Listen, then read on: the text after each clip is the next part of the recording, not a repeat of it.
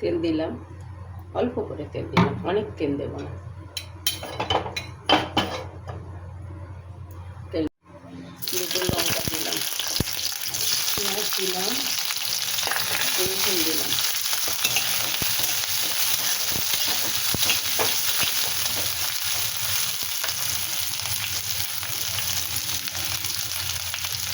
মরিচ আর গরম মশলা দিলাম,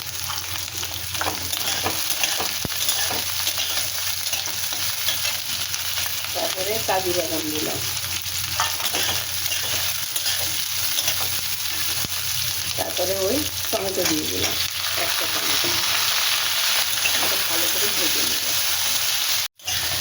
দেখো এই ভাজা ভাজা হয়েছে, এর থেকে বেশি ভাজবো না। এবারে আমি এটা নামিয়ে নেব, নিয়ে ঠান্ডা করে পেস্ট করব। ডিম ভাপিয়ে নিয়েছিলাম, তারপরে বড়ি করে কেটে নিয়ে এই ভেজে নিলাম।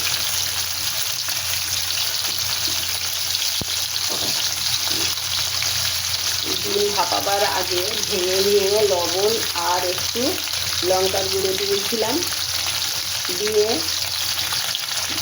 যে পাত্রে ভাপিয়েছি তার একটু তেল দিয়েছি, দিয়ে ভালো করে সে পাত্রে তেল দিয়ে ভালো করে গায়ে লাগিয়ে নিয়ে তার ডিমটা ঢেলে দিয়েছি, দিয়ে গরম জলের উপরে বসিয়ে দিয়েছি। তারপরে 10 মিনিট পরে ডিম জলটা ফুটতে থাকলো আর ডিমটা 10 মিনিটের মতো ভাপা হয়ে গেল।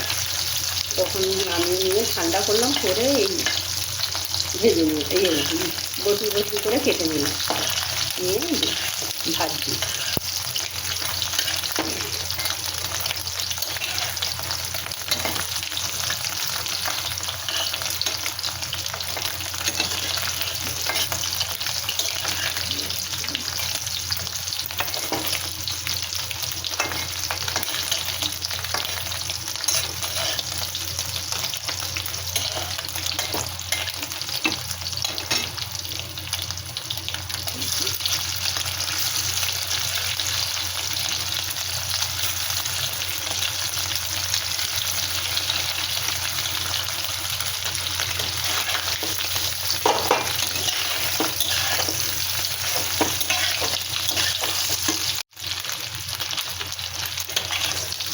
এগুলো অল্প অল্প করে ভেজে নিয়েছি, এবারে আমি নামিয়ে দেবো।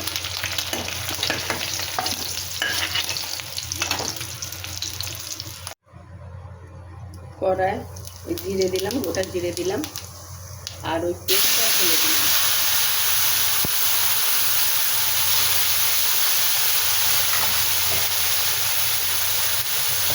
এবারে হলুদ দিলাম, এই লবণ দিলাম।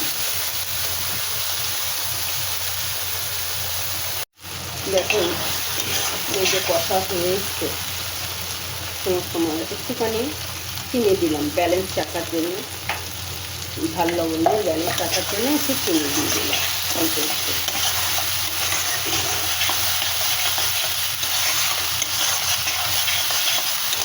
দেখো খুব সুন্দর উঠে গেছে, তেল উঠে গেছে মশলার থেকে, দেখতে পাচ্ছি সুন্দর পুরো মশলাটা ভাজা হয়ে গেছে।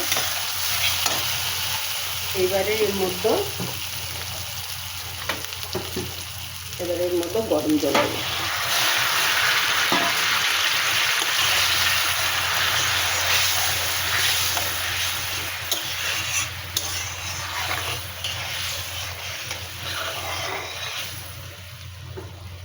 আর একটু জল দেবো।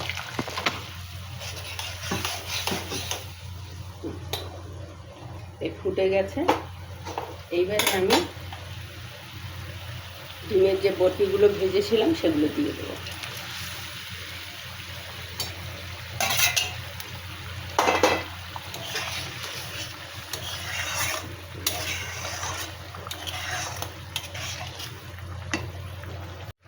দেখো বন্ধুরা, এইভাবে তোমরা একবার ডিমের ঝোল করে খেয়ে একদম এটা মাখা মাখা করবো।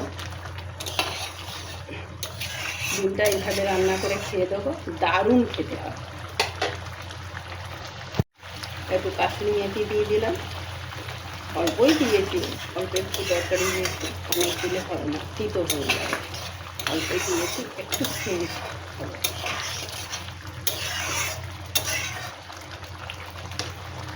দেখি নেবো লবণটা ঠিক আছে কিনা।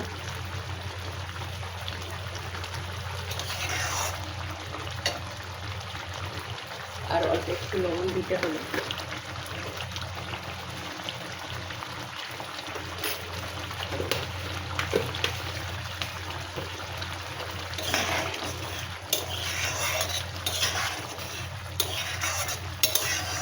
এইবারে এই ডিমের ঝোল নামিয়ে নেব। এই গ্যাস অফ করলাম, করে একটুখানি ঘি দিলাম, একটু ছড়িয়ে দিলাম, অল্প একটু ঘি, অনেক দিলাম না, অল্প একটু দিলাম। এবারে এটা নামিয়ে নেব। দেখো বন্ধুরা, ডিম ভাপায় এইভাবে রান্না করেছি। দেখো, তোমাদের যদি পছন্দ হয় তাহলে একবার লাইক কমেন্ট শেয়ার করে দিও। এই দেখো পুরো এই রেসিপিটা পরিবেশনের জন্য রেডি হয়ে গেছে। পুরো ভিডিওটা দেখার জন্য বন্ধুদের ধন্যবাদ।